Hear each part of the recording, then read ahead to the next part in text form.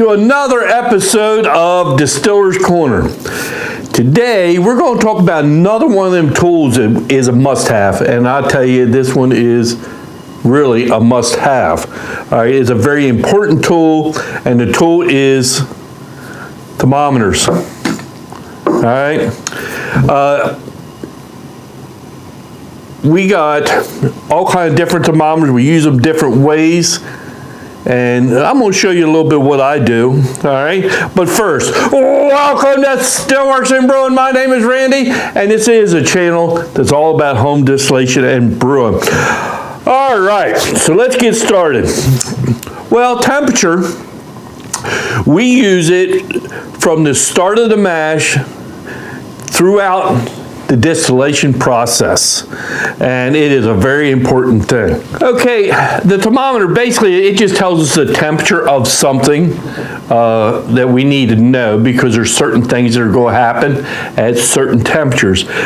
So it's really an indicator of what's getting ready to happen.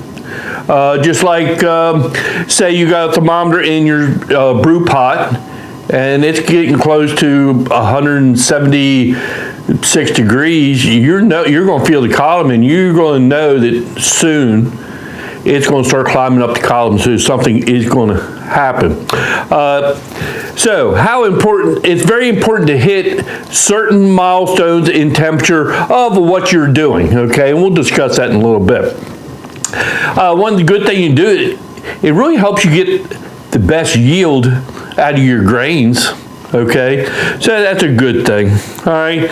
So what I wanted to do is I wanted to describe some of the thermometers I got, and you might have them, you might not, or you might want them, you might not, but let me show you what I got. The one I use a lot is, it's made for a barbecue grill. It's electric, instant read. It only takes a few seconds for it to tell you the temperature. So if you're checking your mash and your grains and all that stuff, you can see you want to get it up to a certain temperature so that you can, do whatever you're doing. Okay, so that's one.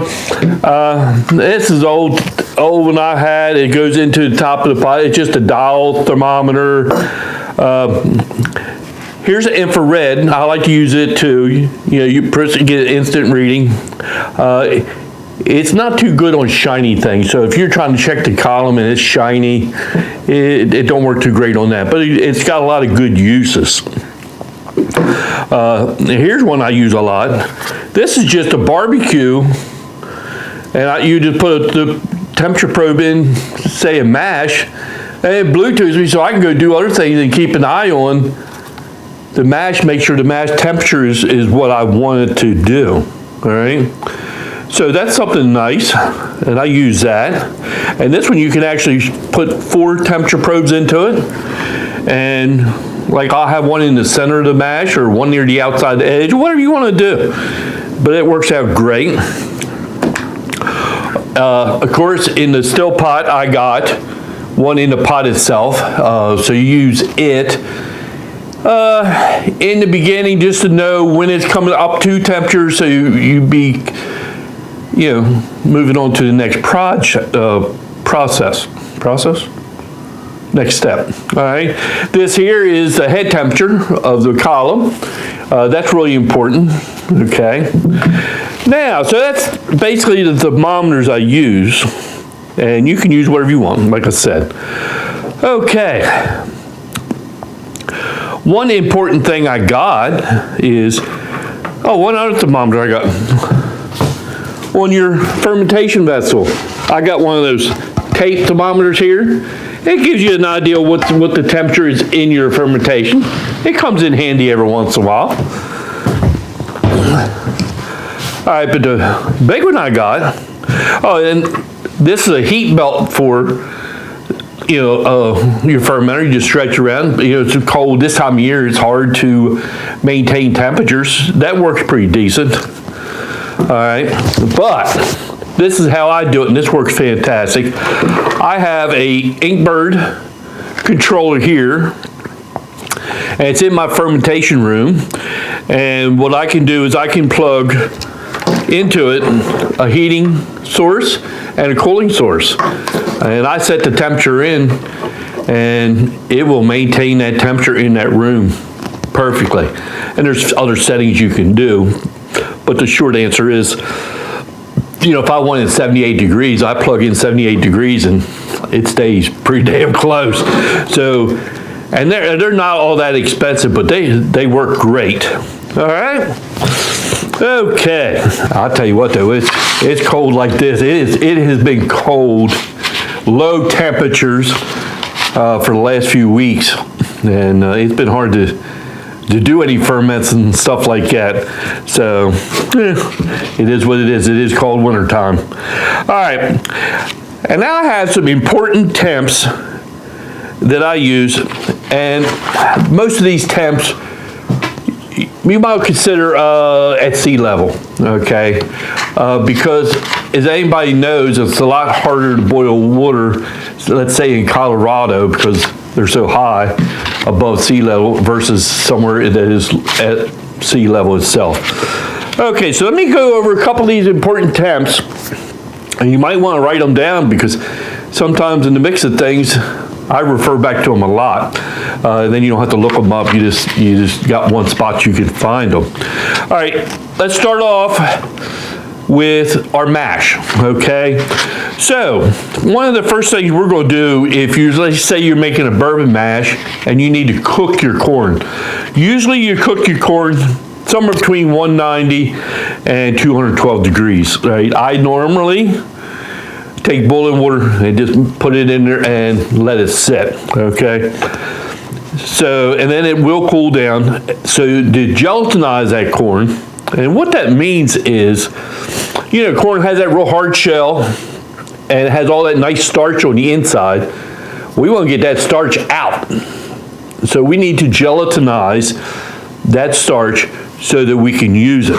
Okay, corn gelatinizes at between 144 and 165 degrees is the best for it.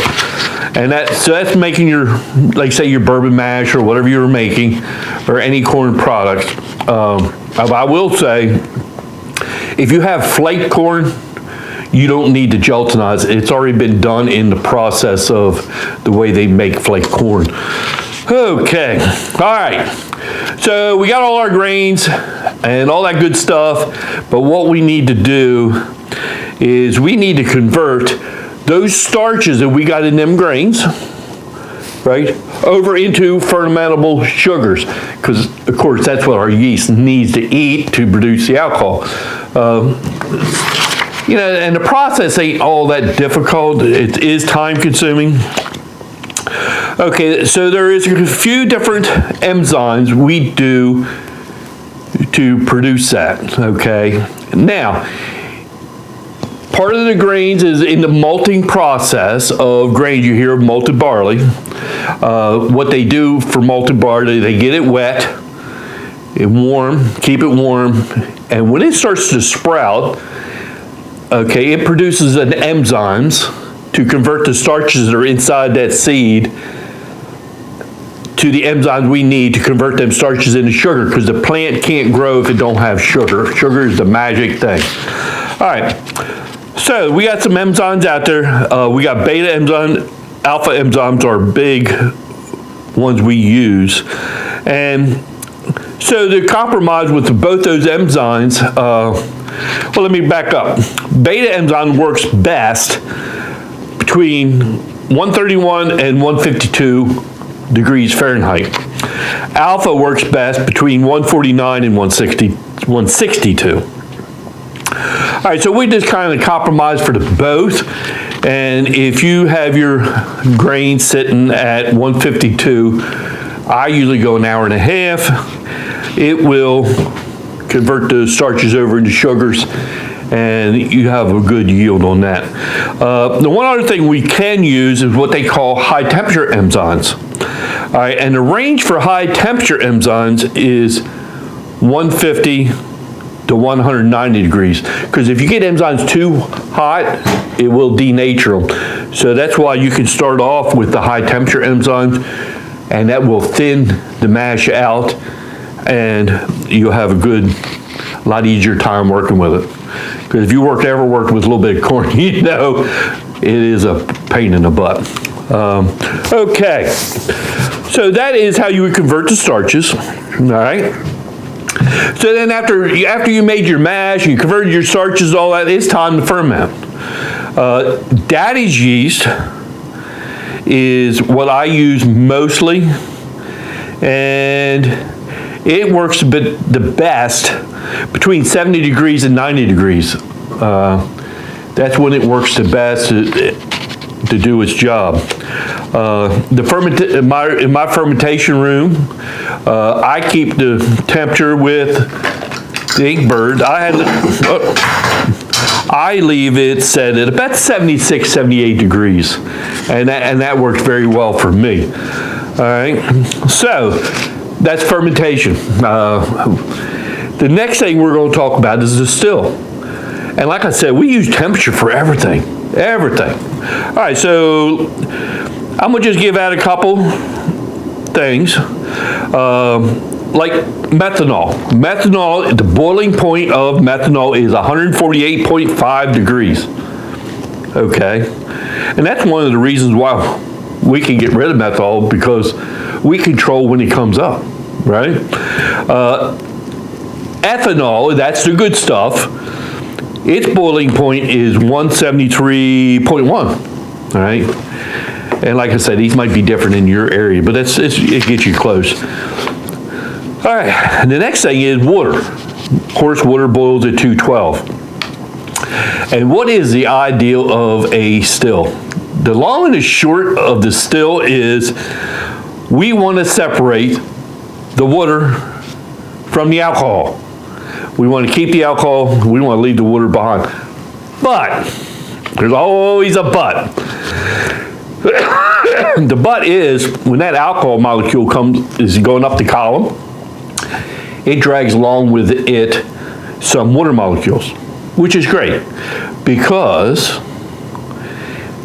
the water molecules is the flavor.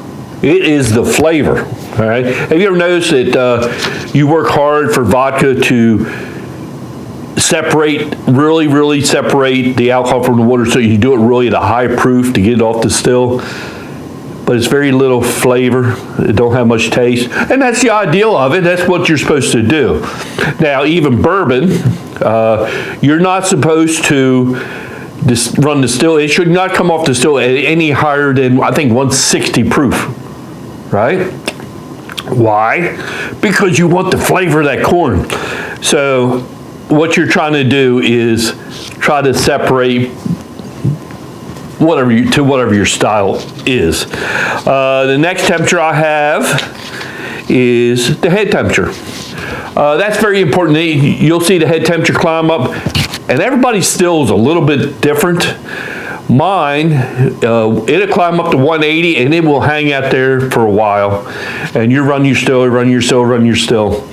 and you'll learn from experience